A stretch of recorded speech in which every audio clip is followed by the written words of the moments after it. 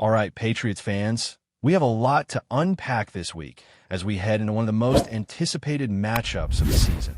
Week 15 is here, and it brings a clash that could very well define the trajectory of the New England Patriots playoff run.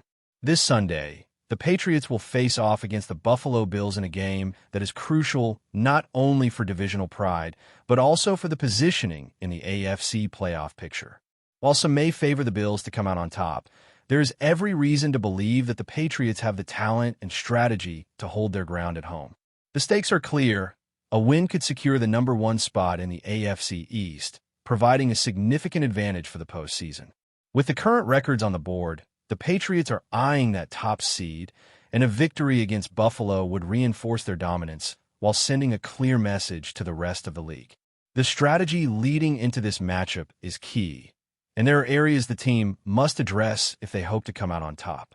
Offensively, the Patriots have shown flashes of brilliance this season, but when it comes to the red zone, there has been a noticeable struggle that has cost the team valuable points.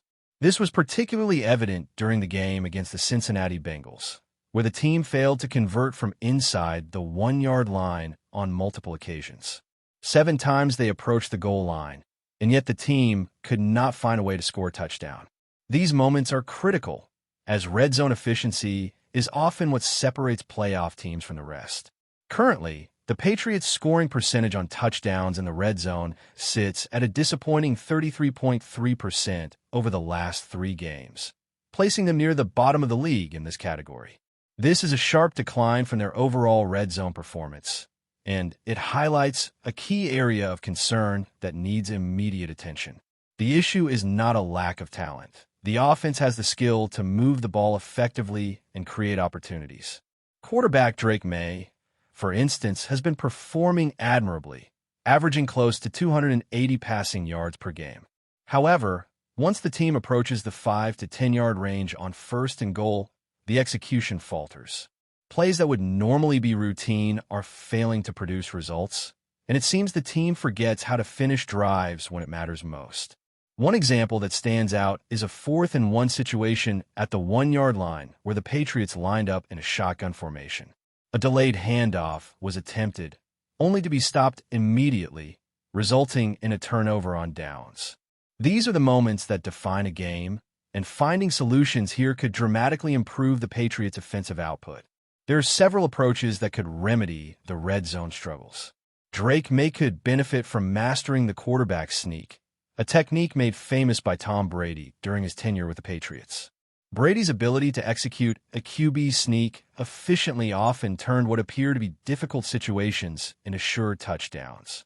Learning from this, whether by studying film or practicing the mechanics of the play, could give the Patriots the edge they need in tight situations.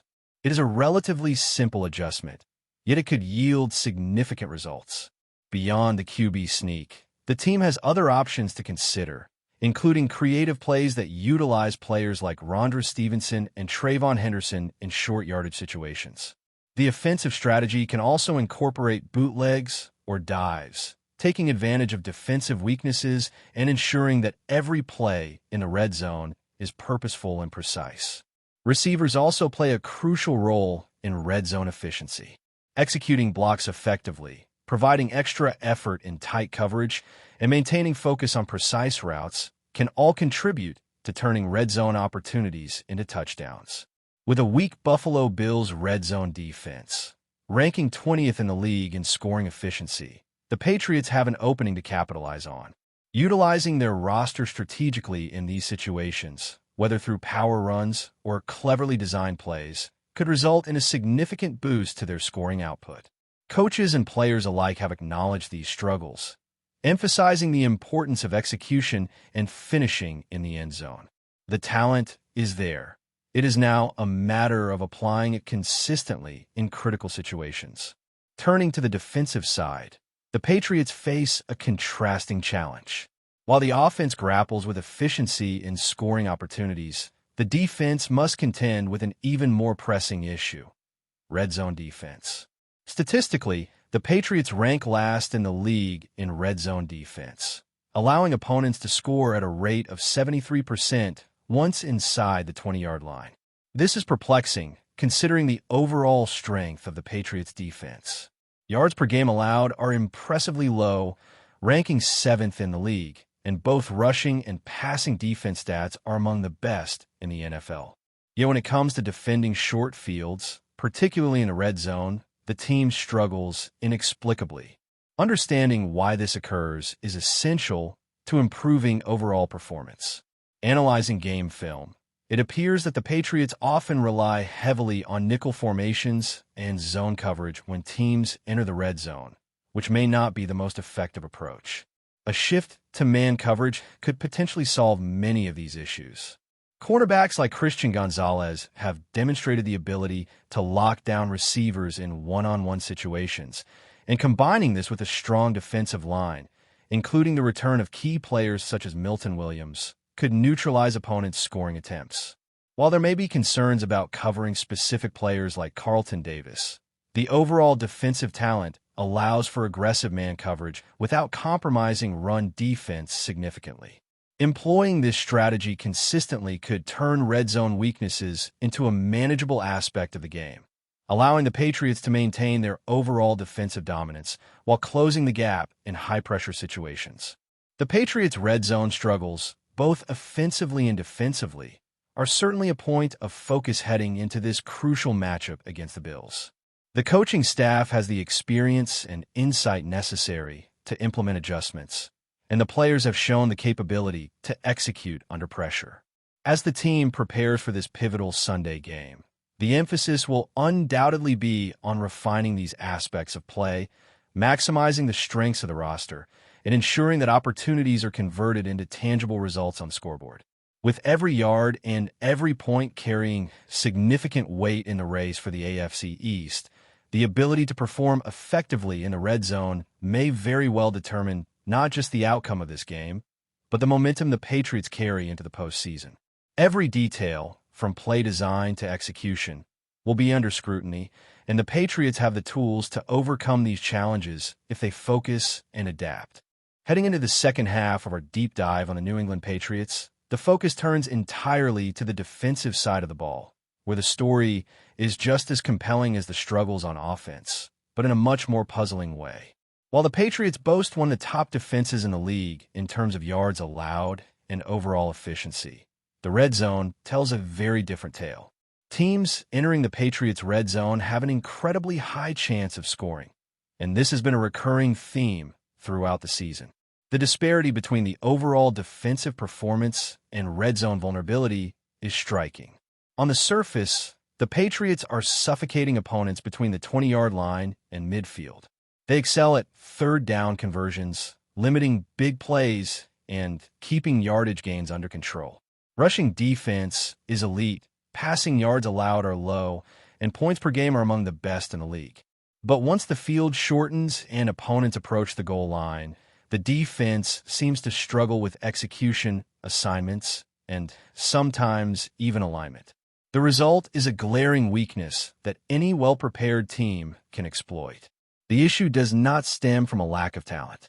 Key players like Christian Gonzalez have been standout performers, effectively shutting down some of the league's top receivers. Gonzalez's ability to lock down his side of the field has been critical in many victories. Yet even with elite corners, the Patriots' red zone defense fails to hold consistently. The defensive line, particularly when fully healthy with Milton Williams, provides tremendous pressure on the quarterback and solid run-stopping ability. Yet, in compressed field situations, the coordination between the defensive line, linebackers, and secondary appears to break down. Plays that would normally be contained in the open field suddenly become scoring opportunities for the offense. The challenge is not in individual talent, but in how the defensive scheme adapts, or fails to adapt, to the shorter field, where the offense has less space but more options in a condensed area. One major observation from recent games is that the Patriots tend to rely on nickel formations and zone schemes when opponents approach the red zone. This approach allows quick coverage across the field, but leaves gaps in man-to-man assignments and can be exploited with well-timed slants, fades, and quick passes. Against teams with a precise red zone attack, such as the Buffalo Bills, these vulnerabilities become magnified. The Bills have demonstrated the ability to exploit even strong defenses when the field shortens and timing becomes critical. Quarterbacks like Josh Allen can utilize misdirection, motion, and tight formations to isolate defenders. And if the Patriots are not disciplined in their coverage or line calls, touchdowns can come too easily. This is where the coaching staff faces one of its toughest challenges of the season, translating the overall defensive dominance into red zone efficiency without sacrificing the team's strengths elsewhere on the field. The solution, while not simple, seems to revolve around adjustments in coverage and assignment clarity. A shift toward more man-to-man coverage in the red zone could neutralize the passing threat, especially with cornerbacks and safeties who can hold their ground in one-on-one situations. The defensive line can still maintain pressure, but linebackers and safeties need to communicate precisely, anticipate motion, and plug gaps effectively. With man coverage, there is less room for confusion and fewer gaps for receivers to exploit, making it far harder for teams to score once inside the 10-yard line.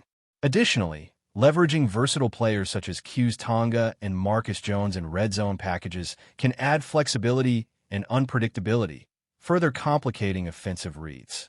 Timing and execution are everything, and if the Patriots can align the right personnel for each red zone scenario, they can significantly reduce opponents' scoring opportunities. Historical context also provides insights into why red zone struggles exist despite overall defensive strength. When defenses dominate in the open field, they rely on space and angles to force mistakes or prevent big gains. In the red zone, the same strategies do not always apply because the field compresses and every player's assignment becomes magnified. Missteps that would normally be minor become critical errors. Communication lapses, hesitation, or overcommitment can lead to open lanes or miscovered receivers.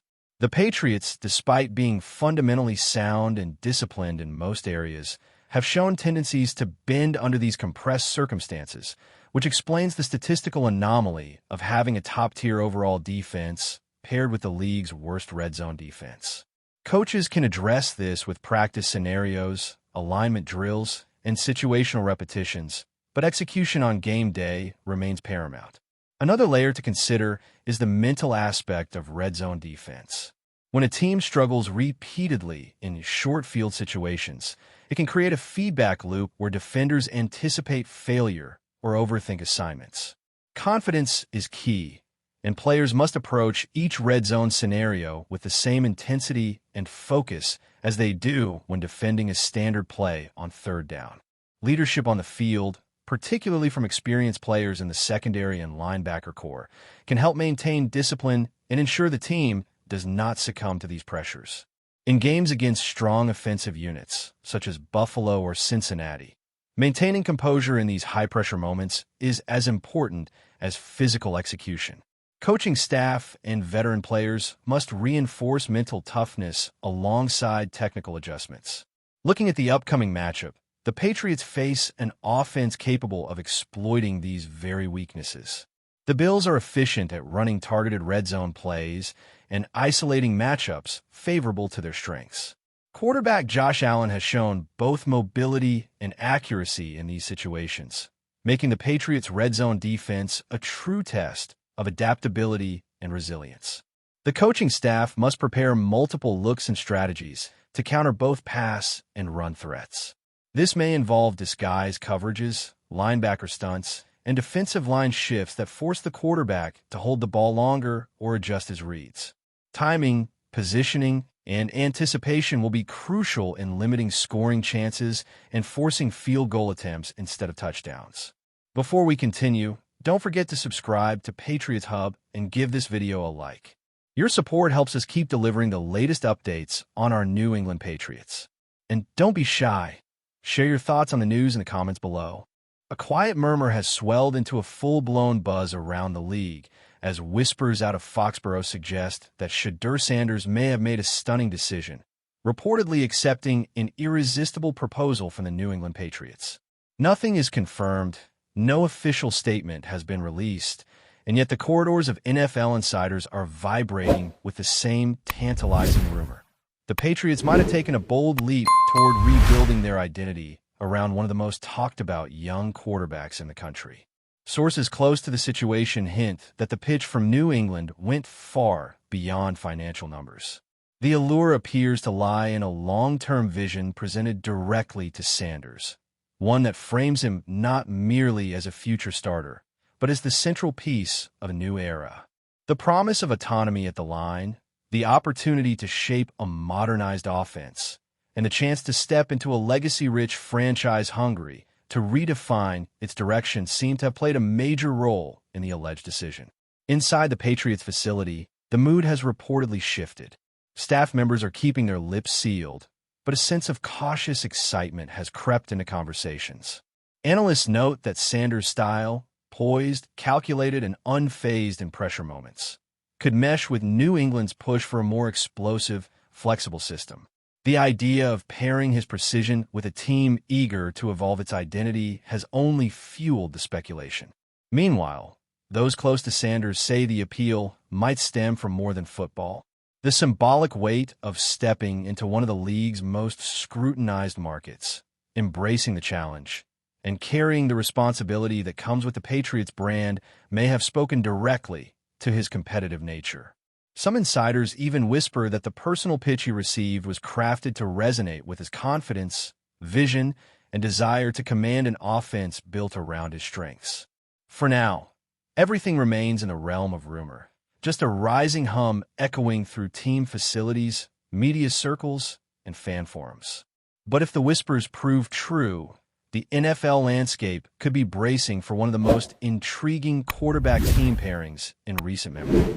That's it for this update. If you enjoyed the video and want to stay updated with exclusive news about our New England Patriots, be sure to subscribe to Patriots Hub and hit that like button. We can't wait to hear your thoughts in the comments. See you in the next video.